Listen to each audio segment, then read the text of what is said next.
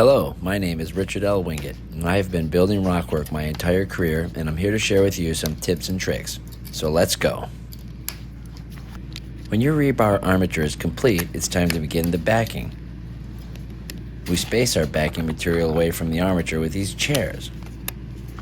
Chairs come in a variety of sizes and shapes. We are using 2-inch snap-die chairs from LTM Concrete Accessories in Colorado. These chairs allow you to hold the backing material away from the armature at the specified distance in preparation for pneumatically applying the shotcrete material and ensuring complete encapsulation of your steel.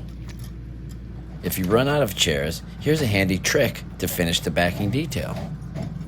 Attach your wire to the backing material and give it a few twists to braid the wire to the desired depth. And then attach the wire to the armature. This makeshift chair will help you finish the job and works just fine.